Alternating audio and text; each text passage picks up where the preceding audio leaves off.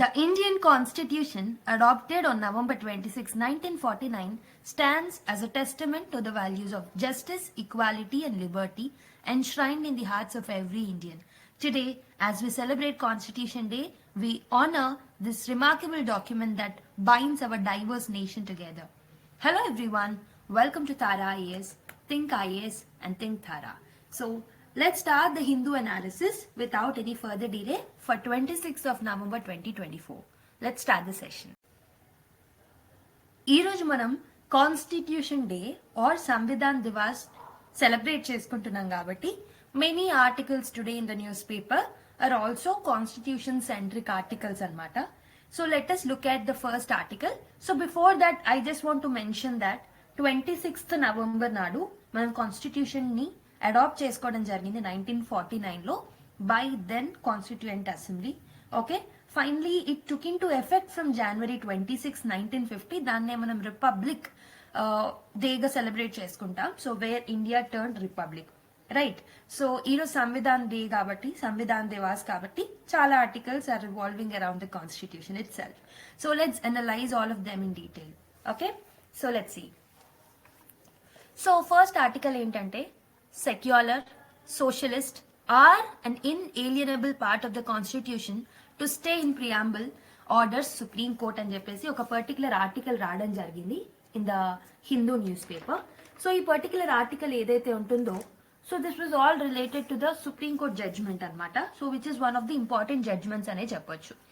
So on the eve of the constitution day coincidental గా ఏమైందంటే, Supreme Court has passed this historic verdict, right? So normal గా ఏమైందంటే, original constitution ఏదైతే ఉందో, so మనం adapt చేసుకున్న ఒరిజినల్ కాన్స్టిట్యూషన్, సో మనం ఎప్పుడు అడాప్ట్ చేసుకున్నాం? We have adopted it on 26th November 1949. సో ఈ అడాప్ట్ చేసుకున్న కాన్స్టిట్యూషన్ లో మనకి words like socialist and words like secular, ఈ రెండు వర్డ్స్ అనేవి డైరెక్ట్ గా మెన్షన్ చేసి లేవు. They did not explicitly mention in the constitution. Okay, ఈ టూ టర్మ్స్ ని మెన్షన్ చేసి లేరు. మరి ఈ టూ టర్మ్స్ ఎప్పుడు యాడ్ అయ్యాయి? ఈ టూ టర్మ్స్ అనేవి 42nd కాన్స్టిట్యూషనల్ అమెండ్మెంట్ యాక్ట్ ద్వారా 1976 లో యాడ్ అవ్వడం జరిగింది. ఓకే, సో ఈ 42nd కాన్స్టిట్యూషనల్ అమెండ్మెంట్ యాక్ట్ తీసుకొచ్చినప్పుడు that was a dark period, అంటే it was an emergency period during Indira Gandhi time. Okay, so ఈ 42nd కాన్స్టిట్యూషనల్ అమెండ్మెంట్ యాక్ట్ ని మనం మినీ కాన్స్టిట్యూషన్ అని కూడా అంటూ ఉంటారు లాట్ ఆఫ్ పీపుల్. సో అయితే దీన్ని చాలా మంది క్రిటిసైజ్ చేయడం జరిగింది, ఈ 42వ రాజ్యాంగ సవరణని. ఎందుకంటే లాట్ ఆఫ్ ఎలిమెంట్స్ ని దీంట్లో యాడ్ చేశారు. Okay, so which were against the constitutional basic principles. అందుకే లాట్ ఆఫ్ క్రిటిసిజమ్స్ అనేవి వచ్చాయి. So because of the criticisms తర్వాత వచ్చే కాన్సిక్యూటివ్ అమెండ్మెంట్స్ ఏవైతే ఉంటాయో, for example 44th constitutional amendment కానివ్వండి, తర్వాత వచ్చిన అమెండ్మెంట్స్ కానివ్వండి, many of these the subsequent amendments have undone some of the provisions of the first 42nd constitutional amendment act. కానీ 44th తో గానీ మిగతా అమెండ్మెంట్స్ తో గానీ ఈ టూ టర్మ్స్ ని మాత్రం తీయలేరు, అవి అలాగే ఉన్నాయన్నమాట. ఓకే, సో ఇప్పుడు రీసెంట్ గా సుప్రీం కోర్ట్ జడ్జ్మెంట్ ఎందుకు ఇచ్చిందని చూద్దాం. సో 2020లో ఏమైందంటే, సో బ్యాచ్ ఆఫ్ పెటిషన్స్ అనేవి ఫైల్ అయ్యాయి సుప్రీం కోర్టులో. So by bunch of petitioners, some batch of petitions అనేవి ఫైల్ అవ్వడం జరిగింది. So all of this led by doctor Subrahmanya Swamy. Subrahmanya Swamy అనే అతను ఈ పర్టికులర్ పెటిషనర్స్ ని లీడ్ చేయడం జరిగింది. Okay, so he was a famous lawyer, activist and also political leader. I hope మీ అందరికీ అతను తెలిసిందేనే అనుకుంటున్నా. సో వీళ్ళందరూ సుప్రీం కోర్ట్ కి అప్రోచ్ అయ్యారు. ఏమని పెటిషన్ వేశారు అని అంటే, దే హ్యావ్ ఆర్గ్యూడ్ దాట్ ఈ రెండు వర్డ్స్ సోషలిజం అండ్ సెక్యులరిజం ఏవైతే ఉన్నాయో, సోషలిస్ట్ అండ్ సెక్యులర్ అనే ఈ రెండు పదాలు ఏవైతే ఉన్నాయో, inclusion of these two terms when democracy was wiped out. అంటే ఎప్పుడు యాడ్ చేశాం దీన్ని? ఎమర్జెన్సీ పీరియడ్ లో యాడ్ చేశాం. ఎమర్జెన్సీ పీరియడ్ లో యాడ్ చేసినప్పుడు ఎమర్జెన్సీ పీరియడ్ ని చాలా మంది, సో డెమోక్రసీ అనేది పోయింది అని చెప్పేసి చాలా మంది ఆర్గ్యూ చేస్తూ ఉంటారు during the emergency period. So అలాంటి టైంలో మనం ఈ రెండింటిని యాడ్ చేశాం కాబట్టి, so this is the fraud on Indian constitution అని చెప్పేసి పేర్కొన్నారనమాట పెటిషనర్స్. ఓకే, ఇవి రెండు యాడ్ చేయడం అనేది it's a fraud on constitution అని చెప్పేసి పెటిషనర్స్ పేర్కొన్నారు. సో మరి సుప్రీం కోర్ట్ ఏమనింది? ఆర్గ్యుమెంట్స్ అన్ని విన్న తర్వాత supreme court, which is headed by Chief Justice of India Sanjeev Khanna, so వీళ్ళు ఏమి జడ్జ్మెంట్ ఇచ్చారు అని అంటే, పెటిషనర్స్ ఎవరైతే ఈ పర్టికులర్ పెటిషన్ వేశారో they don't have strong argument. Okay, ఏవైతే సోషలిజం అండ్ సెక్యులరిజం ఏవైతే ఉన్నాయో ఇవి రాజ్యాంగంని అడాప్ట్ చేసుకున్నప్పుడు లేనప్పటికీ, ఓకే, అప్పుడు లేనప్పటికీ ఇవి ఇన్హరెంట్ గా these are inalienable part of the constitution, ఇవి ముందు నుంచే ఉన్నాయి. హవెవర్ డైరెక్ట్ గా ప్రియాంబుల్ దీన్ని మెన్షన్ చేయలేదు, కానీ ఇవి ముందు నుంచే ఉన్నాయని చెప్పేసి సుప్రీం కోర్ట్ జడ్జెస్ జడ్జిమెంట్ ఇవ్వడం జరిగిందనమాట. They said that the argument of petitioners is waste of time అని చెప్పేసి కొట్టివేయడం జరిగింది.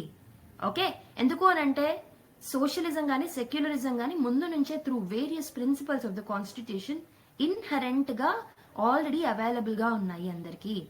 ఓకే, మరి సోషలిజం అంటే ఏంటి? సోషలిజం అంటే nothing but it is the elimination of all type of exploitation. Simple terms లో చెప్పాలంటే సోషల్ ఎక్స్ప్లాయిటేషన్ కానివ్వండి, ఎకానమిక్ ఎక్స్ప్లాయిటేషన్ కానివ్వండి, పొలిటికల్ ఎక్స్ప్లాయిటేషన్ కానివ్వండి, వీటన్నిటిని ఎలిమినేట్ చేయడమే సోషలిజం. మరి సోషలిస్ట్. ఓకే, సెక్యులర్ అంటే ఏంటి? So western form of secularism అంటే ఏంటంటే it is basically the pure separation of the church from the state. Okay, total separation western secularism అయితే. Indian form of secularism is all about treating all the religions equally and fairly. Simple terms లో చెప్పాలంటే it is all about treating all the religions equally and fairly. So మనకి ఈ 2 terms add అయిన తర్వాత కూడా lot of supreme court rulings అనేవి కూడా వచ్చాయి. In most of the judgments supreme court చెప్పడం కూడా, క్లారిఫై చేయడం కూడా జరిగింది that these both are inherently part of the constitution అని. ఓకే, ఎందుకు దీన్ని సో ఈ పర్టికులర్ 2 ప్రిన్సిపల్స్ ని యాడ్ చేయడంలో what is the argument that is given by the supreme court అంటే it has told that preamble ఏదైతే ఉంటుందో this is part of the constitution. Preamble అనేది కాన్స్టిట్యూషన్ లో భాగమే, రాజ్యాంగంలో భాగమే. కాబట్టి ప్రియాంబుల్ ని అమెండ్ చేసే పవర్ ఉంటుంది. ఆర్టికల్ 368 కింద మనము పార్లమెంట్ ఏదైతే ఉందో it can amend the preamble unless it is disturbing the basic structure doctrine as said in the Kesavananda Bharati case. Right, so అందుకే ప్రియాంబుల్ ని అమెండ్ చేయడంలో తప్పలేదు. అండ్ ఇవి రెండింటిని యాడ్ చేశాము. We have widened the scope of the preamble. So దీంట్లో తప్పేం లేదు. These are inalienable part of the constitution అని చెప్పేసి సుప్రీం కోర్ట్ చెప్పడం జరిగింది. సో ఇది మనకి ఏ కాంటెక్స్ట్ లో ఇంపార్టెంట్ అంటే GS2 లో మనకి historical underpinnings, evolution, features, amendments, significant provisions and basic structure అని ఒక టాపిక్ ఉంటుంది కదా, దాంట్లో ఈ పర్టికులర్ ఆర్టికల్ ని మీరు లింక్ చేసుకోవచ్చు. Let's look at the provisions of socialism and secularism in more detail. So, what are the key points or key provisions of Indian socialism? It is a welfare-oriented socialism anamata. So, Indian form of socialism ఏదైతే ఉంటుందో ఇది welfare state అనే concept మీద emphasize చేస్తుంది. It will prioritize equality of opportunity, అందరికీ equal opportunities ఉండాలి. All the citizens need to get the economic justice అని చెప్పేసి చెప్తుంది. Okay, it does not advocate for the rigid state control over the resources. So మనం pure form of socialism ని adopt చేసుకోలేదు. We have a welfare oriented socialism అంటే we are providing equal opportunities to all the citizens. కానీ total state కంట్రోల్లో అన్ని resources ఉండాలి అనేది మన ఇంటెన్షన్ అయితే కాదు. ఇండియన్ ఫార్మ్ ఆఫ్ సోషలిజం దీన్ని ప్రమోట్ చేయదు. It is only promoting equality of opportunity to all the citizens and it is fostering the economic justice. Okay? Equitable growth ni promote చేస్తుంది. ఓకేనా? Second thing, blend of public and private sectors. So మన దగ్గర public sector ఉంటుంది, private sector ఉంటుంది. So basically we have a mixed economy అని అంటూ ఉంటాం. Right, so Indian form of socialism is a blend of public and the private sector. So classical socialism ఎలా ఉంటుంది అని అంటే it accommodates the coexistence of public and the private sector. So మన constitution ఇచ్చిన socialism ఏదైతే ఉందో it allows private enterprise to thrive, promoting both economic efficiency and social welfare. So మన Indian form of socialism through constitution ఏం చెప్తుంది అంటే so we need a blend of both public sector and the private sector. So private sector should focus on efficiency and effectiveness and public sector should more focus on welfare. Okay? Next, constitutional foundation. Socialism in India is a part of the preamble. So దీన్ని మనం 42nd Constitutional Amendment Act of 1976 through మనం దీన్ని add చేసుకున్నాం. So and also దీన్ని basic structure doctrine లో భాగంగా పెట్టడం జరిగింది. అంటే దీన్ని మనం తీసివేయలేము. As this is a part of a basic structure doctrine, it cannot be amended. Ensuring, so this socialism will ensure ఏంటి, సోషో ఎకానమిక్ జస్టిస్ ని ఎన్షూర్ చేస్తుంది, which is one of the important constitutional goal.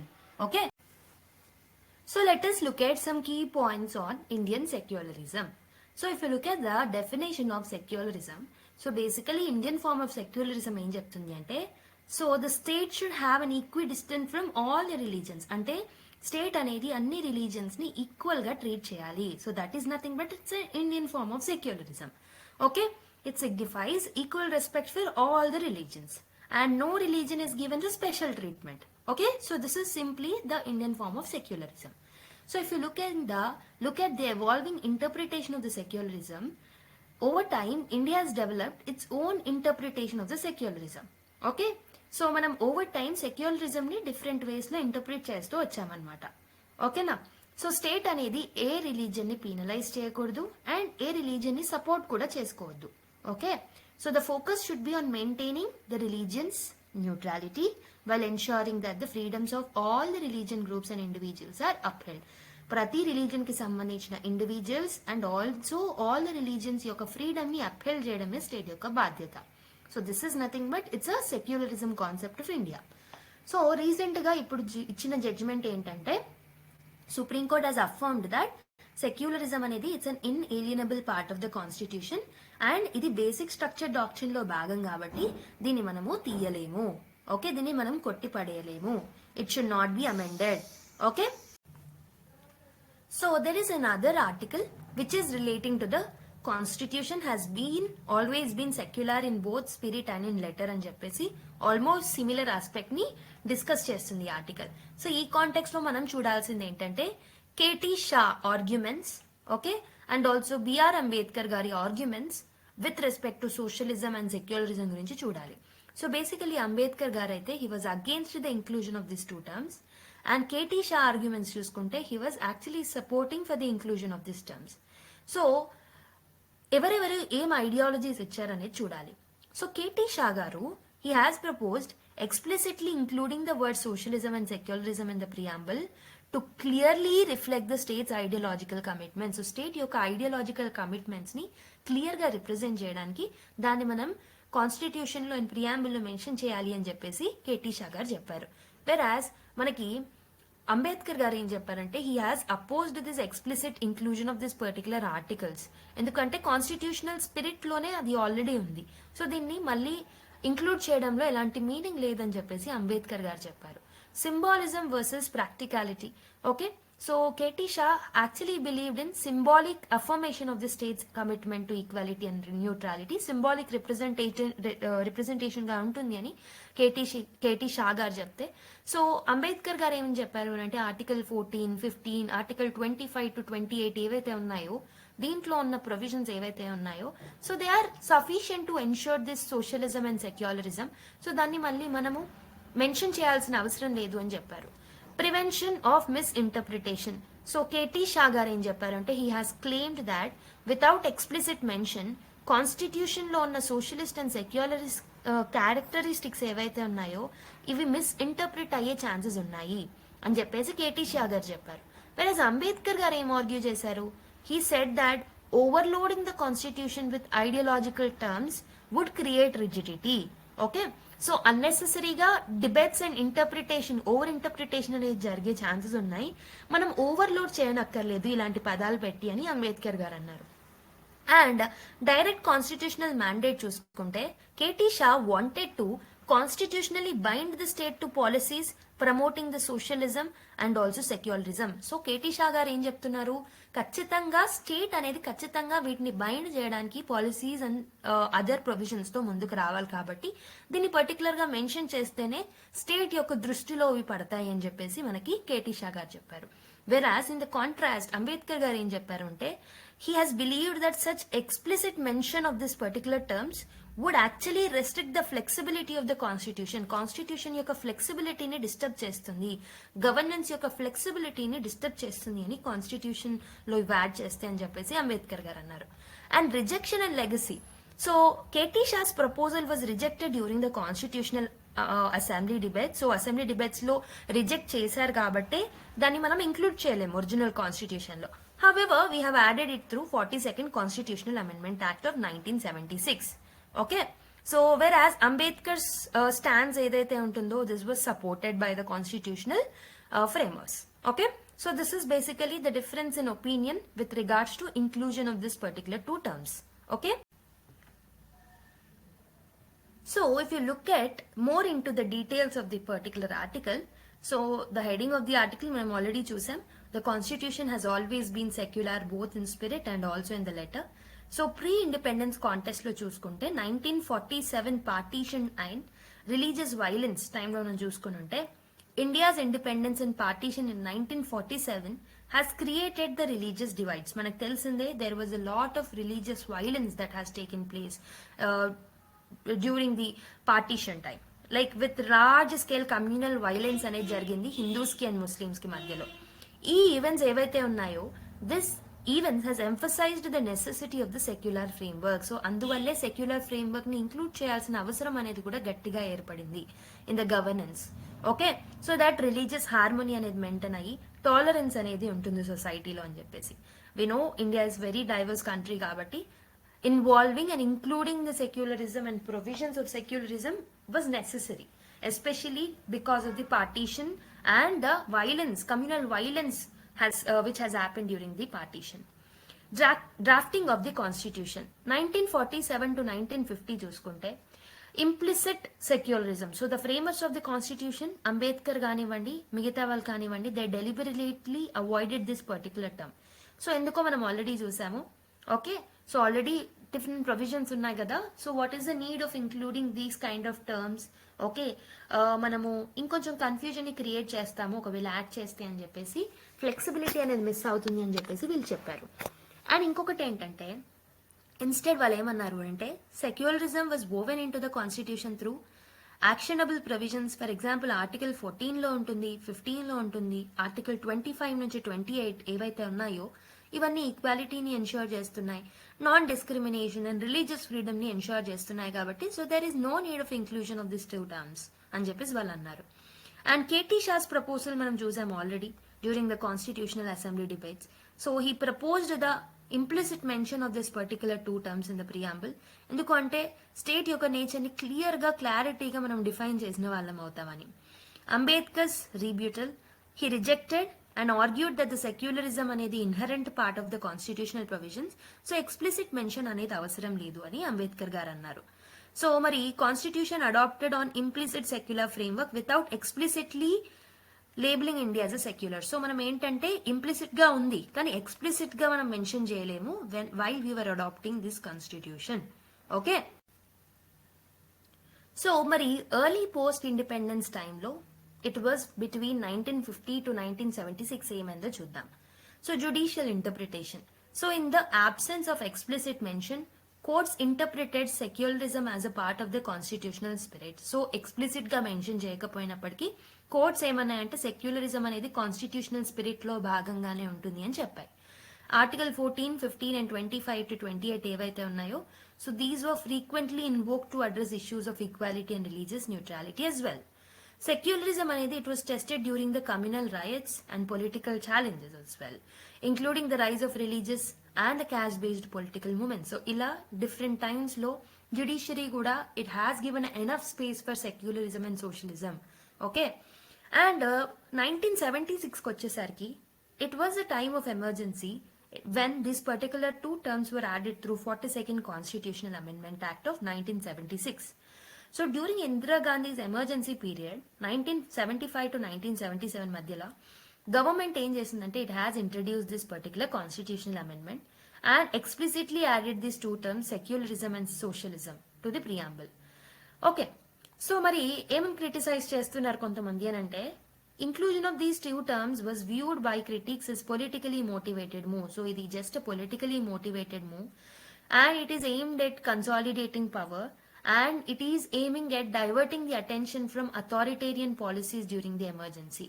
Okay, so policies ni avoid చేస్తూ దీన్ని divert చేస్తూ తీసుకురావడానికి ఒక political motive తో దీన్ని తీసుకొచ్చారు అని క్రిటిక్స్ ఆర్గ్యూ చేశారు. మరి దీన్ని అమెండ్మెంట్ ని సపోర్ట్ చేసే వాళ్ళు ఏమంటున్నారంటే, so some proponents has argued that the amendment reaffirmed the constitution foundational values making India secular and socialist.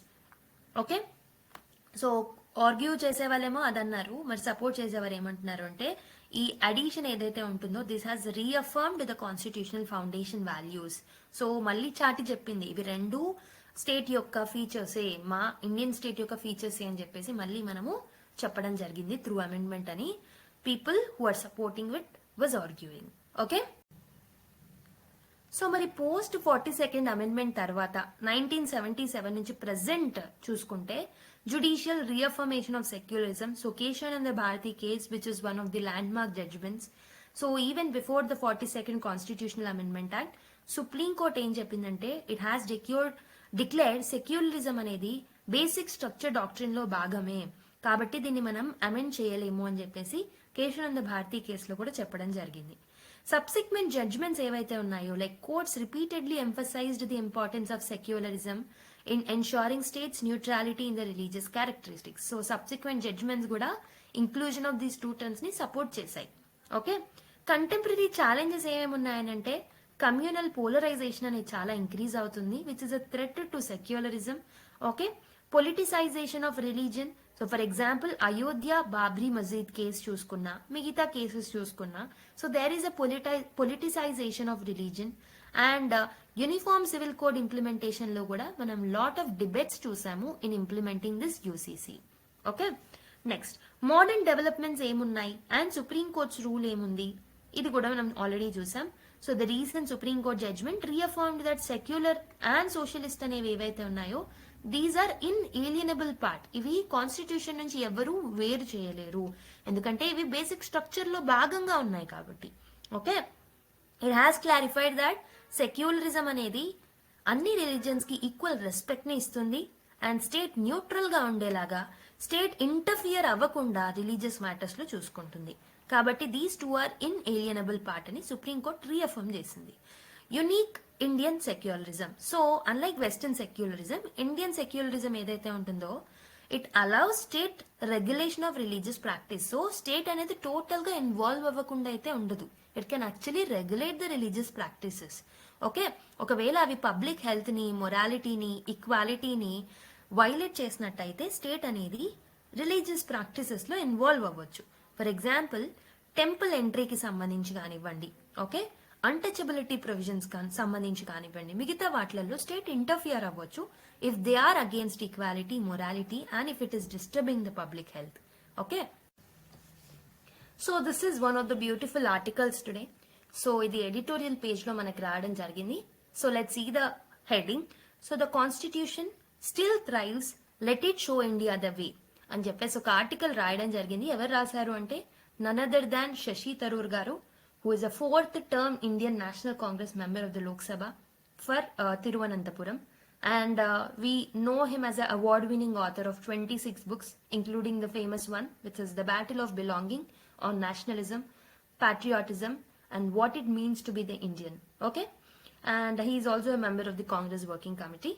We know that his ideas ఏవైతే ఉన్నాయో his intellectual, he is an intellectual కాబట్టి this article is a very good one. Okay, let's see that. So ఈ particular ఆర్టికల్లో బేసిక్గా ఏమని mention చేశారు అంటే ఈ మంత్ ఏదైతే ఉంటుందో this marks the 75th anniversary of the constituent assembly adoption. So constituent assembly మనం అడాప్ట్ చేసుకొని 75 years అయింది. So constituent assembly it has drafted the constitution on November 26, 1949 అని చెప్పారు. సో ఇది 75th యానివర్సరీని సెలబ్రేట్ చేసుకోవడానికి సో యూనియన్ గవర్నమెంట్ ఏం చేసింది, it has announced, okay, in order to commemorate this particular momentous moment ఏదైతే ఉందో, ఈ ఒకేషన్ ఏదైతే ఉందో దీన్ని కమోమరేట్ చేయడానికి ఒక special joint sitting of the parliament ని తీసుకొద్దామని యూనియన్ గవర్నమెంట్ అనింది.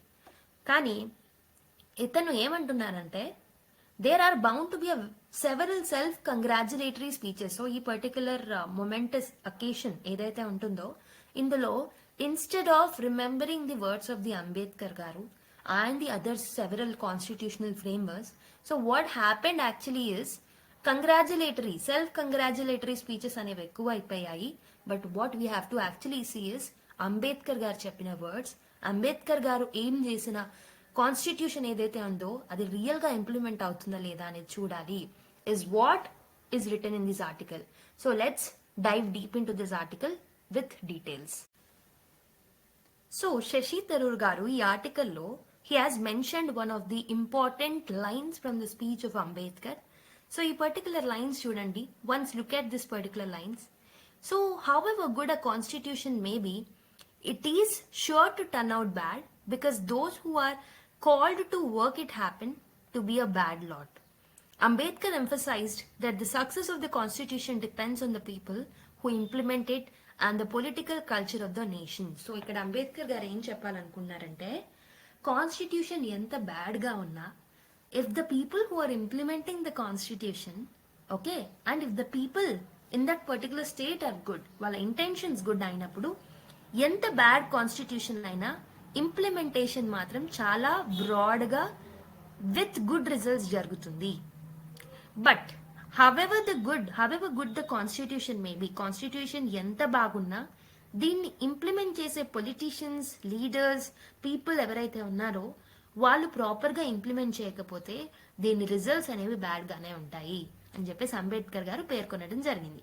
Okay, so however the good the constitution may be, it will surely turn out to be bad if those who are implementing it are bad. Okay, but however bad the constitution may be, if the people who are implementing it are good, definitely the results will be good. Okay, so constitution provides for amendments to adopt to changes times, but its effectiveness lies in how successive generations of the custodians choose it to implement it. So basic గా మనం constitution ని amend చేసుకోవచ్చు, అందుకే రాజ్యాంగాన్ని మనం living document అని అంటూ ఉంటాం. కానీ దాని యొక్క ఎఫెక్టివ్నెస్ దేంట్లో ఉంటుంది అని అంటే సక్సెసివ్ జనరేషన్స్ తీసుకొచ్చే అమెండ్మెంట్స్ అండ్ దర్ ఇంటెన్షన్స్ లోనే దాని యొక్క సక్సెస్ అనేది డిపెండ్ అయి ఉంటుంది. So this article also mention certain lessons from the Ambedkar vision. Okay, so Ambedkar గారు ఏమన్నారు అని అంటే ఫ్రెటర్నిటీ లేకుండా లిబర్టీ అండ్ ఈక్వాలిటీ అనేవి ఎగ్జిస్ట్ అవ్వలేవు. Okay, so fraternity and equality and liberty అనేది they coexist each other. Okay, so అవి harmonious గా వర్క్ అవ్వాలి అని అంటే మూడు ఒకేసారి ఇంప్లిమెంట్ అవ్వాలి. Okay, this is what the Ambedkar's view is. Okay, true social change requires a common brotherhood transcending caste and communal boundaries. So fraternity is nothing but it's a common brotherhood. Everyone should be treated equally. Okay, so equal ga treat చేసినప్పుడే fraternity అనేది ఉంటుంది. Okay, and if there is liberty only fraternity అనేది possible అవుతుంది. So fraternity అనేది core వాల్యూగా treat చేయడం జరిగింది. And citizens and leaders ఎవరైతే ఉన్నారో వాళ్ళందరూ they must work to uphold the constitutional values of justice, equality and fraternity in their daily life and also the governance. ఇక్కడ లీడర్సే కాదు, ఈవెన్ సిటిజన్స్ కి కూడా రెస్పాన్సిబిలిటీ ఉంటుంది. ఫ్రెటర్నిటీని వాళ్ళ డైలీ లైఫ్ లో along with equality and justice వీటినన్నిటినీ, ఈ వాల్యూస్ అన్నిటినీ వాళ్ళ రెగ్యులర్ లైఫ్ లో, గవర్నెన్స్ లో ఇంక్లూడ్ చేస్తేనే అది అచీవ్ చేయగలుగుతాం. So all of this can be achieve together. Okay, we cannot achieve them in silos. Okay, so Ambedkar garu during the drafting of the constitution కొన్ని gaps ni identify చేశారన్నమాట. So the three major gaps in the Indian society which were observed at the time of drafting of the constitution by Ambedkar were equality, fraternity and social unity. Equality కి సంబంధించి despite of having a good constitutional framework బాగున్నప్పటికీ social and economic equality ఏదైతే ఉంటుందో, inequalities ఏవైతే ఉన్నాయో అవి still persist అయి ఉన్నాయి. పొలిటికల్ ఈక్వాలిటీ కోసం కాన్స్టిట్యూషన్ లో ప్రొవిజన్స్ తీసుకున్నప్పటికీ, పొలిటికల్ ఈక్వాలిటీ అనేది అచీవ్ చేస్తున్నప్పటికీ what is not happening during the drafting of the constitution, ఆ టైంలో మనకి సోషల్ అండ్ ఎకానమిక్ ఇన్ఈక్వాలిటీస్ అనేవి పర్సిస్ట్ అయి ఉన్నాయి ఇండియన్ సొసైటీలో అని చెప్పేసి ఆర్గ్యూ చేశారు. So this is one of the major gap. Second gap is related to fraternity. Okay, so అంటే people don't have that common sense of brotherhoodness between and among themselves. ఆ solidarity అనేది Indians లో miss అవుతుంది అని చెప్పేసి కూడా అన్నారు. And the third one is about social unity. Caste hierarchies ఉండడం వల్ల, as there is lot of religious diversities, religious tolerance లేకపోవడం వల్ల there is a divide in the population. People are not having that social cohesion between them. Okay, social capital అనేది miss అవుతుంది అని కూడా అన్నారు. So these were the three gaps that were identified by the Ambedkar during the time of drafting of the constitution. And he has argued that fraternity ఏదైతే ఉంటుందో ఇది లిబర్టీకి ఈక్వాలిటీకి link అయి ఉంటుందన్నమాట. సో ఈ మూడిట్లలో ఏది మిస్ అయినా సొసైటల్ ప్రోగ్రెస్ అనేది sustainable గా ఉండదు. All this three should happen together. Okay, మరి 75 ఇయర్స్ లో ఏమైనా చేంజ్ అయిందా? So during the drafting of the constitution ఈ ప్రాబ్లమ్స్ ఉన్నాయి. మరి ఈ 75 ఇయర్స్ లో ఏమైనా ప్రోగ్రెస్ వచ్చిందా అనేది చూద్దాం. సో ఈ ఆర్టికల్ ఏదైతే ఉంటుందో this also reflects on progress that India has made since the adoption of the constitution. One is with respect to reservation అనమాట. సో ఏవైతే policies scheduled caste, scheduled tribes కోసం తీసుకొస్తున్నామో అండ్ అదర్ బ్యాక్వర్డ్ క్లాసెస్ కోసం తీసుకొస్తున్నామో these were expanded and became key tools of social justice. Okay, మనం reservations తీసుకొచ్చాము. Okay, ఎవరెవరు తీసుకొచ్చాం? షెడ్యూల్డ్ క్యాస్ట్ కి, షెడ్యూల్డ్ ట్రైబ్స్ కి, విమెన్ కి, బ్యాక్వర్డ్ క్లాసెస్ కి, ఇలా చాలా మందికి రిజర్వేషన్స్ అనేవి తీసుకొస్తున్నాం. సో వీటిని మనం ఎందుకు తీసుకొచ్చాము? We have brought it to make them as a tools of social justice. Okay, and there has been representation కోసం there has been a progress in representation for historically marginalised groups. So systematic exclusion ని address చేయడానికి even marginalised groups యొక్క representation కోసం చాలా provisions ని మనం తీసుకురావడం జరిగింది in the last 75 years. But there are still many challenges even after 75 years. ఒకటి ఏంటంటే ఎరోజన్ ఆఫ్ ఫ్రెటర్నిటీ అనేది ఎరోడ్ అవుతూ వస్తుంది. ఎందుకంటే కాస్ట్ డివిజన్స్ కానీ, కమ్యూనల్ డివిజన్స్ కానీ ఇవన్నీ స్టిల్ ఇప్పటికీ కూడా కంటిన్యూ అవుతున్నాయి. Ambedkar garu during the drafting of the constitution observe చేసిన all kind of divisions are still persisting in Indian society. So for example the entrenchment of the caste hierarchies are still there and religious identities అనేవి ఇంకా ఉన్నాయి. So these are preventing the sense of brotherhoodness. నేను ఏం చెప్పాను? Fraternity అనేది ఉండాలి అని అంటే equality also should be existing with that. Coexistence of equality should also be there. కానీ సెన్స్ ఆఫ్ బ్రదర్వుడ్నెస్ రావట్లేదు. ఎందుకు అని అంటే కాస్ట్ హైరార్కీస్ ఉంటున్నాయి, రిలీజియస్ ఐడెంటిటీస్ అనేవి కూడా, రీజనల్ ఐడెంటిటీస్ కూడా still they are existing in the Indian society.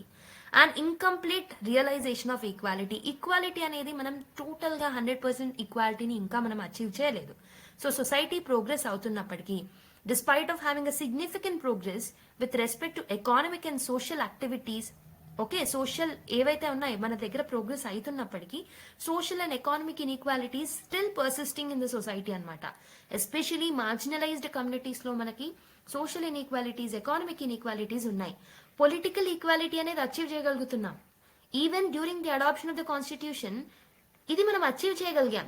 కానీ what is not achievable from then till now is social inequalities. Okay, social ఈక్వాలిటీని అచీవ్ చేయలేకపోతున్నాం, ఎకానమిక్ ఈక్వాలిటీని కూడా 100% మనం అచీవ్ చేయలేకపోతున్నాం even today. Policies like reservations ఏవైతే ఉన్నాయో this have been address representation but not have fully bridged system inequality. So reservation అనే concept ని మనం ఎందుకు తీసుకురావడం జరిగింది? కాస్ట్ ఇన్ఈక్వాలిటీస్ ని టోటల్ గా నలిఫై చేయడానికే దీన్ని తీసుకొచ్చారు. కానీ reservations are been used as a tool for the vote bank politics. అందుకే రిజర్వేషన్స్ ఏవైతే ఉన్నాయో these are further strengthening the caste system in India. Right, next one, identify politics and polarisation. So increasing reliance on the caste-based and identity-driven politics has widened the division rather than fostering unity. So politics ఏదైతే ఉన్నాయో, caste-based identities ఏవైతే ఉన్నాయో ఇవన్నీ యూనిటీని ఇంకా they are widening the divisions rather than fostering the unity. Political tokenism అనేది కూడా పెరుగుతుంది with respect to caste, religion and etc. And there are still challenges to social justice as well. So affirmative actions like reservations మనం ఏవైతే తీసుకొస్తున్నామో వీటి వల్ల backward classes కి, scheduled caste కి, షెడ్యూల్డ్ ట్రైబ్స్ కి మెజర్స్ అనేవి ఉన్నాయి. So they are getting proper representation. But ఈ మెజర్స్ ఏవైతే ఉన్నాయో these are only temporary measures, permanent measures కాదు. What is required is the social change. Okay, people యొక్క మైండ్ సెట్ అనేది చేంజ్ అవ్వాలి. కానీ ఇక్కడ ఏమవుతుంది? Reservations are used in a negative sense అన్నమాట. Okay, so the focus on caste-based reservations has been limited. Broader reforms needed to tackle economic disparities. Okay, next, lack of common national identity. Common national identity అనేది కూడా absent అవుతుంది present ఉన్న సొసైటీలో. So unified national identity అనేది లేదు. Regional identities, caste identities, religious differences ఏవైతే ఉన్నాయో these are actually not allowing for the unified national identity. Because of the caste, religion, region, etc., society is getting fragmented into different groups, okay, which is hampering the so-called fraternity. Next, dilution of constitutional values. So values ఏవైతే ఉన్నాయో, constitution ఏదైతే ఉంటుందో దీంట్లో ఉన్న lot of provisions individuals చాలా misuse చేసుకుంటూ ఉన్నారు. Constitution యొక్క కోర్ వాల్యూస్ ని ఎవరు వాల్యూ చేయట్లేదు. So these are some of the problems. So what should be the way forward? So we have to foster fraternity, which is the key ideal and key objective of B.R. Ambedkar. So beyond reservation, fraternity ni foster చేయడం అనేది important. And social justice policies ni మనం ఇప్పుడున్న వాటికన్నా broaden గా చేయాలి. And we have to strengthen the constitutional morality. Identity politics ని మనము address చేయాల్సిన అవసరం అనేది ఉంది. సివిక్ అవేర్నెస్ అనేది కలగాలి. పాలసీస్ అనేవి ప్రస్తుతం ఉన్న కరెంట్ రియాలిటీస్ ని దృష్టిలో పెట్టుకుని అడాప్ట్ చేసుకోవాలి. And strive for a unified national identity. So these all can actually help us in achieving the constitutional ideals called equality, fraternity, justice. Okay, ఇవన్నిటిని మనం అచీవ్ చేయాలి అంటే these are the things that we have to do. Okay, so with this we have completed that article. So దీనికి related mains question చూడండి. The Indian Constitution provides a framework for secularism, socialism as foundation principle to ensure justice, equality and fraternity. However, the practical realization of these ideals faces persistent challenges due to social, economic and political realities. So ikkada varaku endante idantha statement maatrame, but what is the real question ikkada entante, critically analyze the evolution of the secularism and socialism in India's constitutional framework. So secularism yokka evolution, socialism yokka evolution ela jarigindi pre independence, during partition, post independence till 1970s, 1970s టైంలో ఎలా ఉంది, post 1970s అంటే constitution లో add చేసిన తర్వాత ఎలా ఉంది, ఇలా ఒక ఎవల్యూషన్ ని మనం చూసాము ఆల్రెడీ. అది ఎలా ఎవాల్వ్ అయింది, ఓకే, గవర్నెన్స్ ఫ్రేమ్వర్క్ లో, కాన్స్టిట్యూషనల్ ఫ్రేమ్వర్క్ లో, how these both has evolved. And we have to highlight the contemporary challenges in implementing this principle and we have to suggest some measures to address them. So prastutam socialism ki, secularism ki em challenges unnai, what are the contemporary challenges with respect to these both అనేది మనం mention చేస్తూ we have to address this particular two things by suggesting some measures.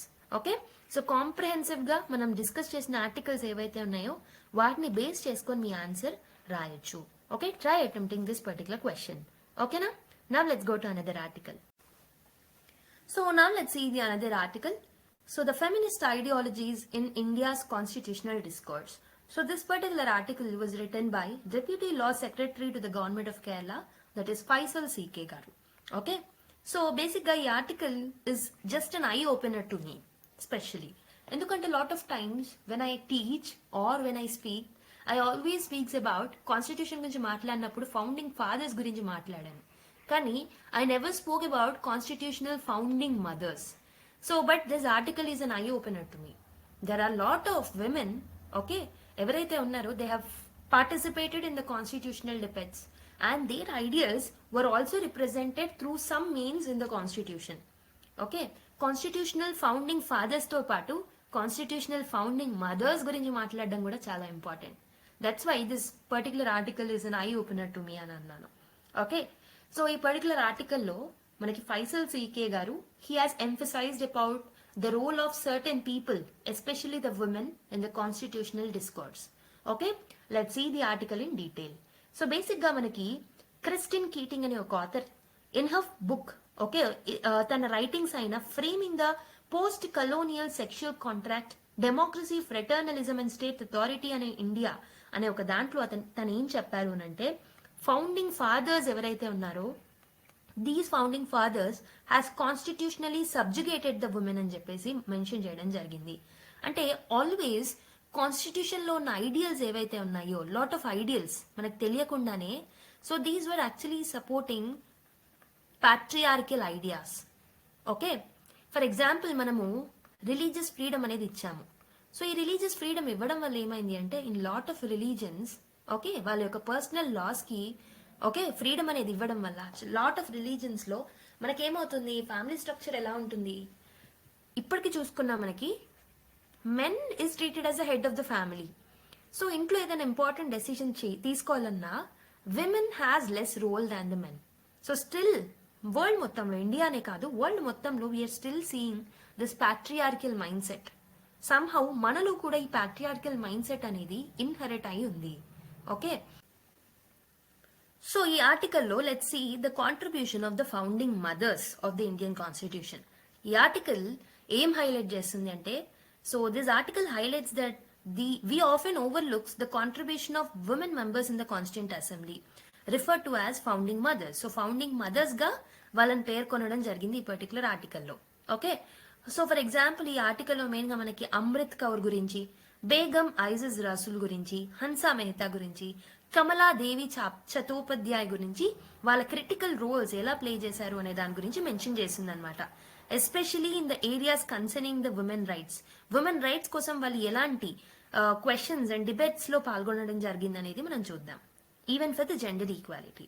So gender dynamics in the Indian constitution drafting. So the process of drafting the constitution involved the reconciliation of the women rights with the societal norms. So manamu drafting of the constitution lo we have made sure that they have involved the reconciliation of the women rights. Women rights gurinchi kuda kasta ఆలోచించాం. Only because of this particular woman. Founding mothers role ane chala undi దీన్ని include చేయడంలో. So women in the assembly pushed for equal rights in the public sphere but faced resistance in reforming the personal law that perpetuated the subordination with the family structure. So కానీ ఏమైంది అనంటే, problem ఎక్కడొచ్చింది అనంటే, so ఈ women beat Amrit Kaur, Hansa Mehta గారు కానివ్వండి, కమలాదేవి చటోపాధ్యాయ్ కానివ్వండి, బేగం ఐజా రసూల్ కానివ్వండి, ఎవరైనా సో వాళ్ళు రేస్ చేసిన డిబేట్స్ అండ్ ఆర్గ్యుమెంట్స్ వల్ల వాళ్ళు ఓన్లీ సర్టన్ చేంజెస్ తీసుకురాగలిగారు. For example, most of the changes that they have brought were only in the public sphere. Okay, కానీ ప్రైవేట్ పర్సనల్ లాస్ ఏవైతే ఉన్నాయో, for example any religious laws తీసుకోండి. For example purdah system ఉంది. Okay, for example మనకి we have something called as devadasi system, ఇలాంటివి ఎన్నో ఉన్నాయి. So ఇవన్నీ ఏవైతే ఉన్నాయో ఇవన్నీ పర్సనల్ లాస్ కి సంబంధించినవి. సో పర్సనల్ లాస్ లో చేంజెస్ తీసుకురావాలి అని వాళ్ళు ఆర్గ్యూ చేసినప్పుడు చేయలేకపోయారనమాట. So that is one of the negative things అని చెప్పొచ్చు. Even in the family structure లో స్టిల్ మనం ఇప్పుడు ప్యాట్రియార్కియల్ మైండ్ సెట్ ని ఎందుకు ఆలోచిస్తున్నాం? Because no change was brought during that time despite of they arguing for that. Okay, so they were arguing for their rights. So ఇప్పుడు కాదు, almost 75 years back వాళ్ళు దాని గురించి ఫైట్ చేశారు. So that's why this article is very important అని చెప్పొచ్చు. So మరి వీళ్ళు దేంట్లో ఇంటర్వీన్ అయ్యారు? What are the key interventions by this founding mothers? So if you look at the Amrit Kaur, she has opposed the patriarchal interpretations of the religious freedom. So religious freedom కి సంబంధించి ప్యాట్రియార్కియల్ interpretations ని oppose చేసింది. అంటే personal laws కి మీరు chance ఇచ్చారు. You have given something called as religious freedom. So religions లో చాలా లూప్ హోల్స్ ఉన్నాయి. So there are lot of positives in the religions, అది ఒప్పుకుంటాము. కానీ there are lot of loopholes which were actually against the women rights అని చెప్పేసి వాళ్ళు argue చేశారు. So which upheld regressive practices like polygamy, child marriage లాంటివి religions support చేస్తున్నాయి. So that's why these people have opposed, especially Amrit Kaur. So Hansa Mehta గారు కూడా, she has advocated for replacing the free practice of religion with the freedom of religious worship, and she has advocated for uniform civil code. Uniform civil code ని include చేయాలి fundamental right గా అని చెప్పేసి కూడా తిను argue చేయడం జరిగింది. However uniform civil code ని just directive principle of state policies లో భాగంగా మాత్రమే దీన్ని ఇంక్లూడ్ చేశారనమాట. సో మనకు తెలుసు డిపిఎస్పీస్ అనేవి these are not justiciable part of the constitution.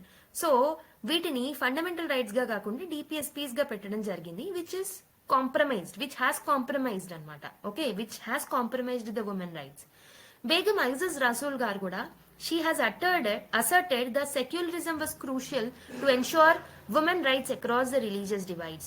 So ila different people has argued this, ila different founding mothers వాళ్ళ యొక్క own rights కోసం పోరాడడం జరిగిందన్నమాట. What were the limitations in the current feminist constitutionalism? So we have very much limited representation of women in politics. So politics లో చూసుకున్నా, జుడిషియరీలో చూసుకున్నా, governance లో చూసుకున్నా ఇప్పటికీ మనకి చాలా తక్కువ రిప్రజెంటేషన్ ఉంది.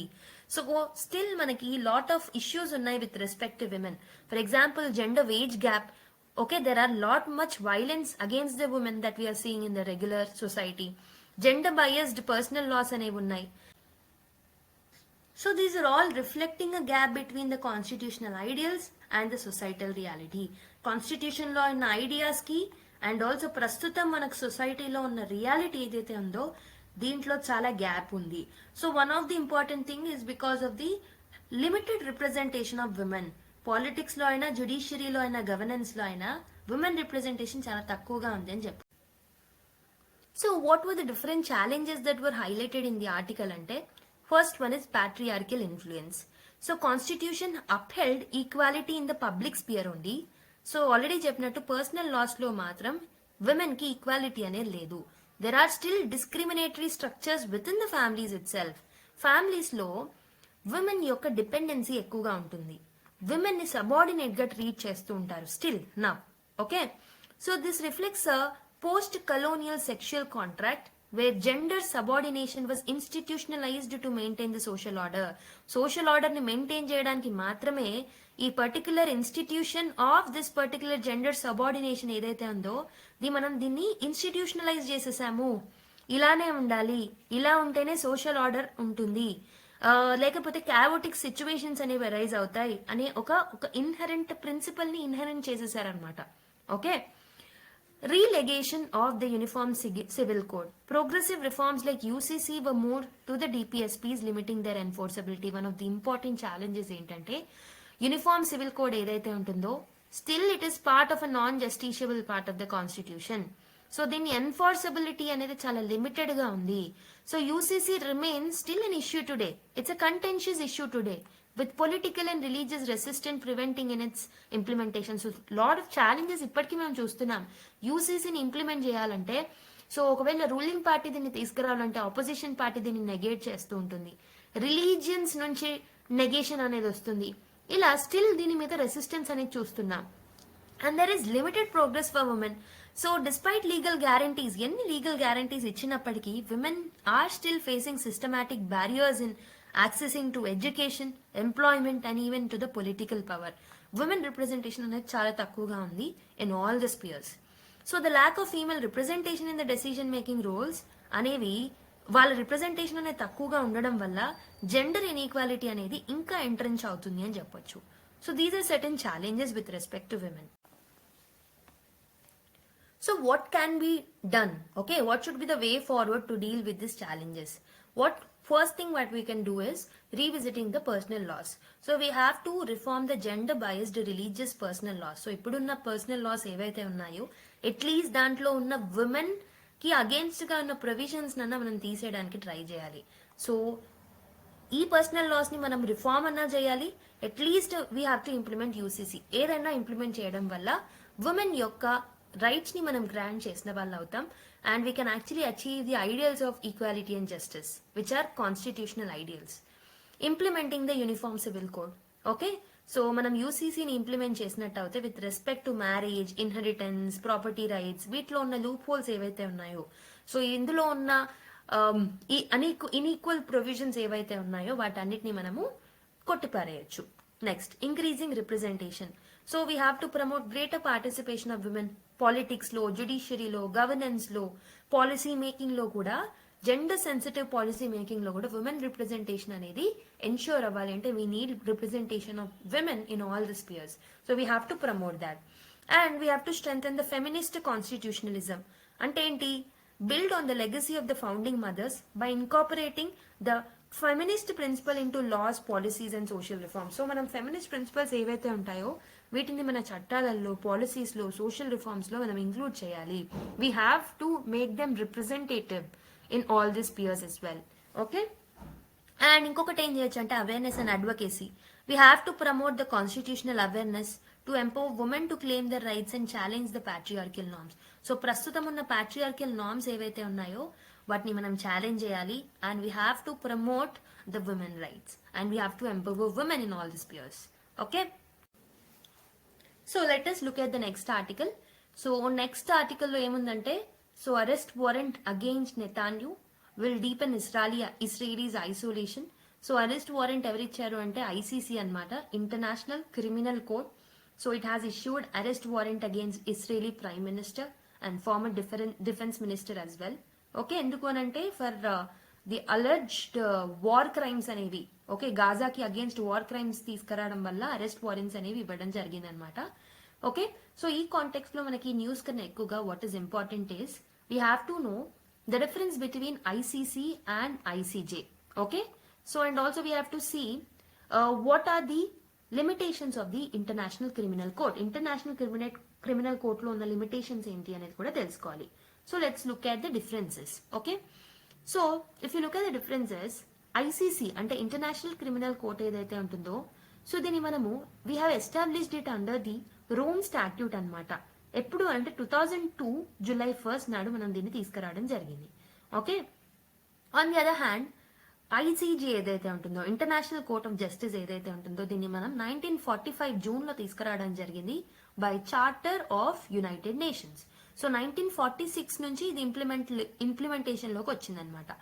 మరి పర్పస్ ఏంటి అని అంటే, సో ఇంటర్నేషనల్ క్రిమినల్ కోర్ట్ ఏదైతే ఉంటుందో, this will actually prosecute individual for crimes such as genocide కోసం, వార్ క్రైమ్స్ ఏవైతే ఉంటాయో, లేకపోతే హ్యుమానిటీకి అగేన్స్ట్ గా క్రైమ్స్ ఏమైనా జరిగినా, క్రైమ్స్ ఆఫ్ అగ్రెషన్ జరిగినా వాటికి అగేన్స్ట్ గా prosecute, like ICG can actually prosecute the individuals అనమాట. ఓకే, వెరాజ్ on the other hand ICG ఏదైతే ఉంటుందో, it resolves the disputes between the states. Okay, states కి మధ్యలో ఉన్న డిస్ప్యూట్స్ ఏవైతే ఉంటాయో వాటిని రిజాల్వ్ చేస్తూ ఉంటుంది. And it will give the advisory opinions on legal questions. Okay, next jurisdiction. If you look at the jurisdiction, so మనకి ICC యొక్క జడ్జిమెంట్స్ కానీ ఏవైతే ఉన్నాయో, these are all actually applies only to the crimes committed in a country. Okay, so ఏవైతే Rome statute లో భాగంగా ఉన్న countries ఏవైతే ఉంటాయో వాటికి మాత్రమే ఈ పర్టికులర్ ఐసీసీ ఇచ్చిన జడ్జిమెంట్స్ వర్తిస్తూ ఉంటాయి అనమాట. Whereas on the other hand jurisdiction of the ICJ applies to the UN member states. Okay, UN లో ఉన్న అన్ని మెంబర్ స్టేట్స్ కి కూడా ఇది వర్తిస్తూ ఉంటుంది అనమాట. Okay, next what are the type of cases handled by ICC అని అంటే, so it handle criminal cases against individuals which are responsible for the international concern. So ఏవైతే క్రైమ్స్ ఇంటర్నేషనల్ కన్సర్న్ తో ఉంటాయో వాటిని ఐసీసీ డీల్ చేస్తుంటుంది. On the other hand ICJ will handle interstate disputes అన్నమాట. For example territorial disputes ఉన్నా, maritime borders కి సంబంధించిన disputes ఉన్నా, డిప్లొమాటిక్ రిలేషన్స్ కి సంబంధించి ఏదైనా డిస్ప్యూట్స్ ఉన్నా ఐసీజే డీల్ చేస్తూ ఉంటుంది. మెంబర్షిప్ ఏంటి మరి అంటే, మనకి ఐసీసీలో 123 మెంబర్స్ ఉంటారనమాట. Okay, who are parties to Rome statute. Okay, and ICJ యొక్క మెంబర్షిప్ చూసుకుంటే ఆల్ 193 యుఎన్ మెంబర్ స్టేట్స్ దీంట్లో మెంబర్స్ గా ఉంటారనమాట ఆటోమేటిక్ గా. So if you look at some key examples of ICC, so ICC will issue warrants against individuals, has issued warrants against individuals like Sudan's Omar al Bashir అనే అతనికి genocide commit చేయడం వల్ల warrant ని issue చేయడం జరిగింది. And recent గా ఇప్పుడు మనం చూస్తున్న న్యూస్ ఇస్రాయల్స్ బెంజమిన్ నెతాన్యూకి, ఓకే, ఫర్ వార్ క్రైమ్స్. ఇలాంటి ఎగ్జాంపుల్స్ చూసుకోవచ్చు. వెరాజ్ ఐసీజే ఏంటంటే it has mediated the disputes like India Pakistan లో జరిగిన కుల్భూషణ్ జాదవ్ కేసులో మీడియేట్ చేయడం జరిగింది. మెరిటైమ్ బౌండరీ డిస్ప్యూట్స్ కి సంబంధించి మీడియేట్ చేయడం జరిగింది. Okay, so head quarters of ICC ఎక్కడ అంటే హేగ్ నెదర్లాండ్స్ అన్నమాట. ఈవెన్ మనకి ఐసీజే యొక్క హెడ్ క్వార్టర్స్ కూడా హేగ్ నెదర్లాండ్స్ లోనే ఉంటుంది, at peace palace. Okay, so what is the relationship with the UN United nations అంటే, సో మనకి బేసిక్ గా ఐసీసీ మాత్రం ఇట్ ఈస్ అన్ ఇండిపెండెంట్ అనమాట. It's an independent body from the United states. But general గా ఏంటంటే it will receive some referrals, కొన్ని referrals మాత్రం తీసుకుంటూ ఉంటుంది. యుఎన్ఎస్సీ నుంచి కొన్ని రిఫరల్స్ ని యాక్సెప్ట్ చేస్తూ ఉంటుంది అనమాట. వెరాజ్ మనకి ఐసీజే ఏదైతే ఉంటుందో this is a principal UN organ. UN లో ఒక బాడీ, మనకి ప్రిన్సిపల్ ఆర్గన్స్ ఉంటాయి కదా, దాంట్లోనే భాగంగా మనకి ఐసీజే అనేది ఉంటది. Similar to that of the security council, ఇవి ఎలా అయితే ఉంటాయో even ICJ is part of UN principal bodies. Enforcement చూసుకుంటే, సో మనకి ఐసీసీ ఏదైతే ఉంటుందో it basically relies on member states to arrest and surrender the suspects. ఎవరైతే సస్పెక్ట్స్ ఉంటారో వాళ్ళ మెంబర్ స్టేట్స్ కి రెస్పాన్సిబిలిటీ ఇస్తుంది వాళ్ళని అరెస్ట్ చేయడానికి. ఓకే, సో వెరాజ్ ఐసీజే ఏదైతే ఉంటుందో it lakhs the direct enforcement powers అనేవి డైరెక్ట్ గా ఉండవు. ఇది కూడా it depends on the states. Okay, వాళ్ళ యొక్క రూలింగ్స్ ని మీరు ఫాలో అవ్వాలి అని చెప్పేసి స్టేట్స్ కి చెప్తుంది అంతే. డైరెక్ట్ ఎన్ఫోర్స్మెంట్ పవర్స్ ఉండవు ఐసీజే కూడా. ఫంక్షనాలిటీ చూసుకుంటే సో మనకి ICC it only operates when a country is unable to or unwilling to prosecute individuals. ఒక కంట్రీ ఒక ఇండివిజువల్ ని ఇంటర్నేషనల్ క్రైమ్స్ కి సంబంధించిన ఇండివిజువల్స్ ని ప్రాసిక్యూట్ చేయలేకపోతే ఇట్ ఆపరేట్స్ అనమాట. Okay, that is its basic function. But as ICJ on the other hand it resolves the legal disputes between the states. ఏవైనా states కి మధ్యలో లీగల్ డిస్ప్యూట్స్ ఉన్నాయనుకోండి, ఏదైనా లీగల్ అడ్వైస్ ఇవ్వాలనుకోండి, అప్పుడు ఐసీజీని అప్రోచ్ అవుతారు. Okay, so these are basically the difference between ICC and ICJ. Okay, I hope మీకు అర్థమైందని అనుకుంటున్నా. Let's see some of the limitations of ICC. So what are the limitations of ICC అని అంటే, first thing is lack of universal jurisdiction. ICC ఏదైతే ఉంటుందో, as I already told you, Rome స్టాట్యూలో ratify చేసిన members మాత్రమే దీంట్లో భాగంగా ఉంటారనమాట. అందుకే దీని యొక్క జ్యూరిస్డిక్షన్ అనేది లిమిటెడ్ గా ఉంటుంది. Next, major powers like USA, China, India, Russia ఎవరైతే ఉన్నారో వీళ్ళందరూ ఐసీసీలో భాగంగా లేరు. సో అందుకే it limits the ICC's ability to address crimes involving these nations. So ఇవన్నీ మేజర్ స్టేట్స్, మేజర్ కంట్రీస్ కదా, వీటిలో ఉన్న మెంబర్స్ కి సంబంధించి ఏదైనా క్రైమ్స్ ఉంటే ఐసీసీ ఇన్వాల్వ్ అవ్వలేదు. So that is one of the problem. No enforcement mechanism. So ICC basically it relies on member states to arrest and surrender suspects. So direct enforcement యొక్క capability and power దీనికి ఇవ్వలేరు. And depends on states cooperation. So the effectiveness of ICC. So ICC కి direct implementation power, enforcement power అనేది లేదు కాబట్టి state యొక్క cooperation మీదే దాని సక్సెస్ అనేది డిపెండ్ అయి ఉంటుంది.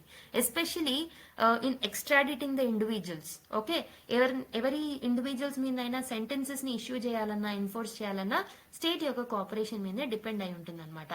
ఓకే, ఒకవేళ మెంబర్ స్టేట్స్ ఎవరైతే ఉన్నారో వాళ్ళు ప్రాపర్ గా కంప్లై అవ్వకపోతే according to the sentences of ICC, so definite గా దాని యొక్క సక్సెస్ కి ఆబ్స్ట్రక్షన్ గా ఉంటుంది అనమాట. And it has limited scope. So ICC can only prosecute crimes of genocide, crimes, okay, war crimes, crimes against humanity, crimes of aggressions. So వీటిని మాత్రమే deal చేయగలుగుతుంది. కాబట్టి it has very limited scope అని చెప్పొచ్చు. Other international crimes ఏవైతే ఉన్నాయో like drug trafficking కానివ్వండి, environmental crimes కానివ్వండి, so these are outside the purview of ICC. ఐసీసీలో భాగంగా లేవు ఇవి. Okay, so that is another limitation.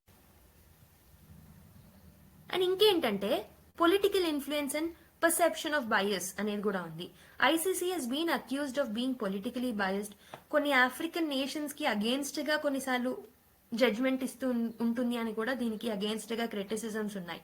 As most of the investigation and indictments ఏవైతే ఉన్నాయో ఇవన్నీ ఆఫ్రికన్ లీడర్స్ కి సంబంధించినవే ఎక్కువగా ఉన్నాయన్నమాట.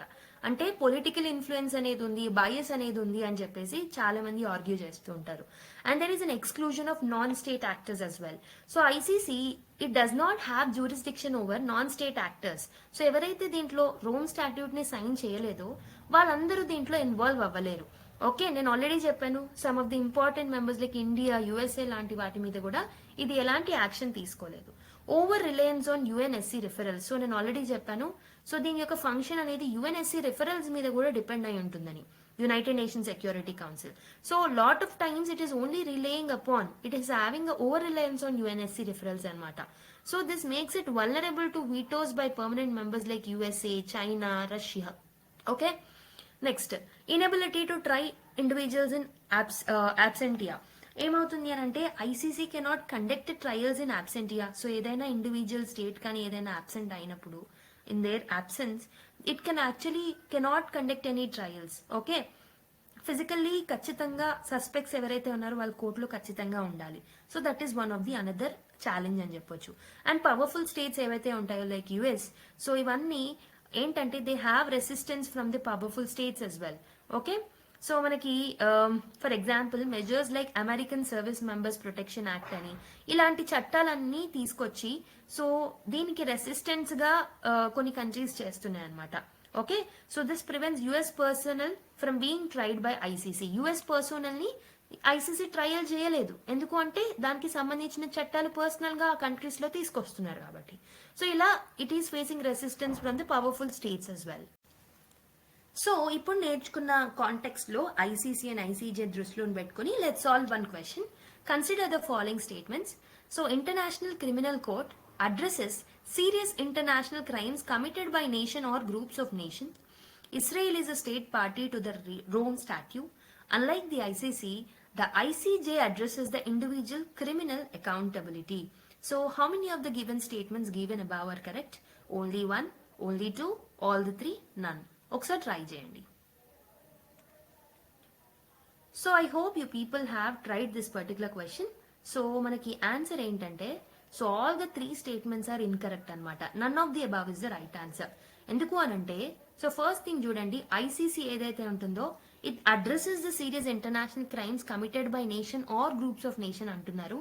But what we have seen is ICC actually addresses grave international crimes such as genocide లాంటివి, crimes against humanity, war crimes, okay, ఇలాంటివి address చేస్తుంది. బట్ ఇది గ్రూప్ ఆఫ్ నేషన్స్ ని కానీ ప్రాసిక్యూట్ చేయదు. It will actually prosecute the individuals, not nations. కాబట్టి మనకు first statement అనేది తప్పు అవుతుంది. Okay, and Israel is not a state party అనమాట. Israel is not state party to the Rome statute. Israel signed the Rome statute but later withdrew it signature అనమాట. So first sign చేసినప్పటికీ తర్వాత withdrew అయిపోవడం జరిగింది Israel. So it's not ratified to this particular party. కాబట్టి second statement కూడా తప్పు. So ICJ address legal disputes between states and provides advisory opinions on international legal issues అనమాట. Okay, so basic గా ICJ ఏదైతే ఉంటుందో it will not address criminal accountability. So third statement కూడా తప్పు అవుతుంది. ఓకే, సో మనకు అందుకే ఏమవుతుంది, option D, that is none of the above is the right answer. Okay, so with this we have completed today's discussion of the newspaper and important articles of the day. I hope this particular video has added lot of value to your existing knowledge base. So video nachinataithe like cheyadam marchipodu, and please subscribe to our channel and click the notification bell icon, and please share our videos to your friends and fellow aspirants and give your feedback through the comment box. Next class lo malli kaluddam mari. Until then, take care, bye bye, and keep smiling.